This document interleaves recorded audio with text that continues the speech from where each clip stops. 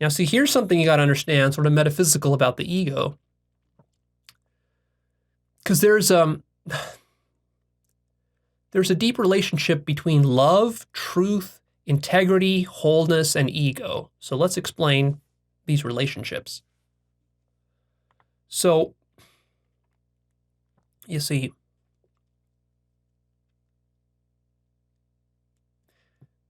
really when we get down to it, what we have is we have truth. We have absolute truth, which is everything that exists as it is. That's absolute truth. This, everything you see and hear and touch and feel is absolute truth. That's what is. That's what absolutely is. That's what's absolutely true in the universe. This state that's happening right now is what's absolutely true about the universe. Otherwise, it wouldn't be happening. Now, that's a very deep issue I won't go into here. I have separate episodes about what is truth. Go check those out if you really want to get deep into it. But to summarize here, truth is everything that is. It's how things actually are. That's truth. And then falsehood and deception is you pretending and playing games about how things are. It's a false perception of how things are. Right? So truth is integrity. Truth itself must be integrous. Why?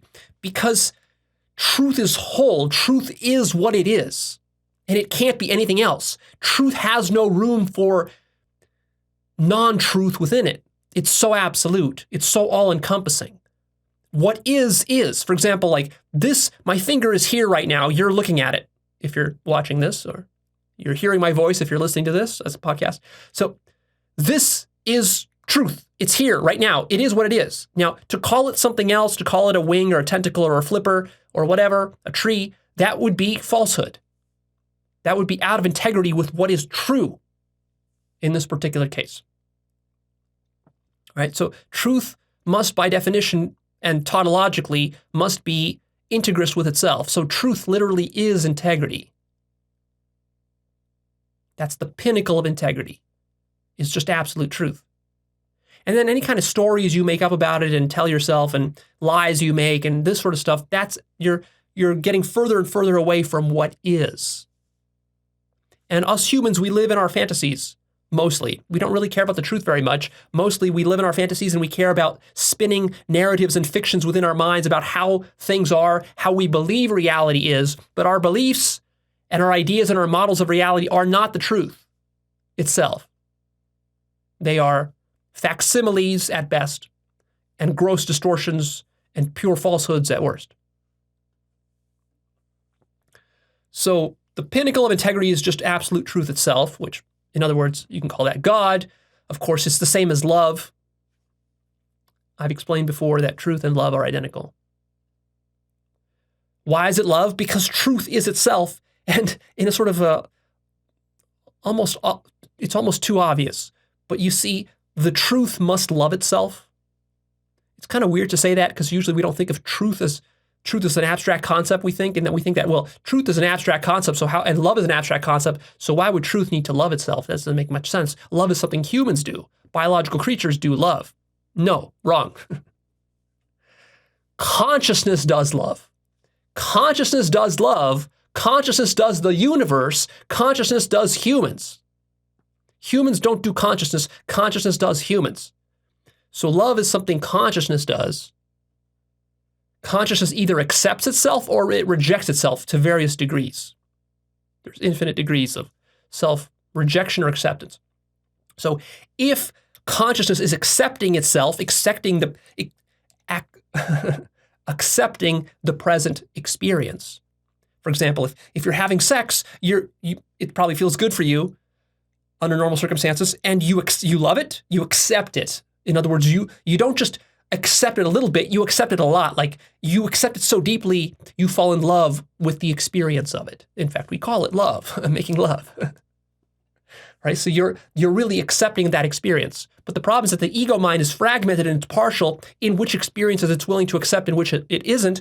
So if you're experiencing like a toothache, that you don't like the toothache, you don't want to accept it. Consciousness is rejecting the toothache. Why is it rejecting it? Because it wants to manipulate circumstances to eliminate the toothache. So for example, you reject the toothache, so you go to a dentist, he drills it, he fills it, and now you're happy again.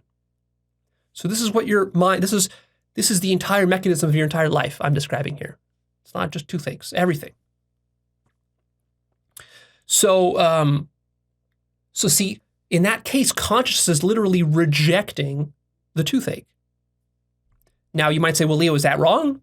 No, it's not wrong per se, but it just means you're always going to be running around your life, accepting and rejecting stuff in this partial fashion. And that's survival.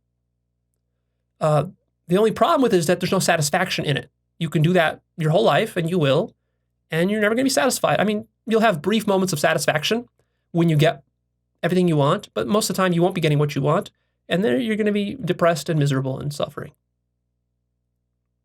But the point is, that's not the point. What I was talking about here, metaphysically speaking, is that consciousness is truth, because consciousness is all there is, and consciousness is what is happening at this present moment. Anything that's happening, anything that's true is held within consciousness. And if consciousness was completely unbiased and impartial and completely holistic, it would completely embrace and accept all of itself. What would it reject? Why would it reject it? You might think of it as like this. A human being doesn't enjoy the sensation of a toothache, but the universe doesn't care. And really, we're talking about the universe's perspective here. Now, metaphysically, the highest perspective possible, the most holistic perspective, is the perspective of the whole universe. The whole universe is conscious. It's conscious of you right now. You, in fact, are the universe, conscious of yourself as a human. And maybe you have a toothache, maybe you have a backache, maybe whatever is bothering you, an itch on your nose you want to scratch. And so you're either accepting or rejecting these experiences. But from the universe's point of view, it's so impartial, so holistic, that so integrous that it just integrates absolutely everything. And that's called love. That's absolute love. That's God's love. That's the universal love. So truth equals love equals wholeness equals a lack of deception and lies, because the universe doesn't need to lie to itself. Can you see that? Only humans and egos need to lie to themselves to gain an advantage. The universe has no advantage to gain because it's the entire thing. What advantage would the universe gain over itself? It is itself. It loves itself. It accepts itself. What more does it need? It needs nothing. It's complete. It's infinite. It's unlimited. It is exactly what it wants to be. But a human wants to be something more than he or she currently thinks it is, because it's a part. A human deep down understands that it's a part of something larger. The human wants to expand into being something larger, whether that expansion is via money, sex, expanding your family, expanding your society, expanding your business, expanding your fame.